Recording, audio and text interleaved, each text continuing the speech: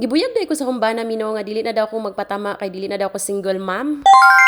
Pagmata din ako aning buntaga mi kay na diretso na day ko ani diri sa balay kay para mahumana ni nako og organize usa mi mobalhin. Nagianam-anam ra di ni nako pamutang diri among mga picture mi kay wala pa man ko kapadevelop ato among mga picture sa kasal. Dayon mi kay gaandam ko diri og pamahaw. Nya first time din ako diri magluto sa akong bag-o nga kusina mi so far. Although bisan last week mi pwede naman siya malutuan galing kay wala pa man ako diri mabalhin ang tangki sa gasol so karon pa na akong buntaga gibalhin. Giuna na ako pakaon ani si Sammy samtang galuto pa ko diri kay basta video ko mi madugayon manggod imbis nga dali ra kayong magluto madugayan na noon hala vlog pa more. Pero bitaw samtang galuto ko diri mi kay may chika ra day ko sa inyuha mi kay ginaina na gud day ko permis sa kumbana mi no gina-remind jud ko niya per mi nga kalmahan na daw nako ning ako ang pag-vlog nga dili daw kay ko ma-stress. Nga lagi dili na daw nako dapat gina-pressure ang akong kaugalingon dili nako dapat to magkabalaka kay dili na daw ta single mom rong panahona. Sabdan man gud ako ang iyahang intention mi pero para sa ako nga murag naa na tay mga kaagi about ani nga butang murag dili gud nako mahimutang sa akong kaugalingon nga wala koy kaugalingon nga income. Siguro tungod sa atong nasakit nga naagian mi sa atong past relationship, maong sa ako ami gusto gud nako nga naa koy gikan lingawan or naa koy ginabidyaw nga naa koy gina-income bisan ginagmay lang kung naa ako sa balay. Pero mi gud ako mahuna-hunaan mi ba nga dili ta sure kung say matabo pagkaugma. Parehas anang palangga pataron pagkaugma dili na char. Itaw bisan kada adlaw ko gina-assure sa akong bana mi dili gihapon mawala sa akong una-huna nga medyo mabalaka ko ug lahi ra jud siguro ni kung naatay kaagi mi unya isip ko sa kainahan kay permi gud akong ginapaminsar ang kaugmaon ni Sam. Well anyways mi so naluto na day ni ako ang palya nga giluto mi no kung nakakita mo gagmay to siya nga palya mi kay Bisaya man to parehas na ako. Paghuman na ako pamahaw migo po ni abot ang akong manghod nga gisugo na ako papalit og karne og isda didto sa amo ang barangay. Feel ko na ako magluto-luto rong adlaw mi kay lagi bago ako magamit unya murag nami feeling kay nako minami kay ipang slice.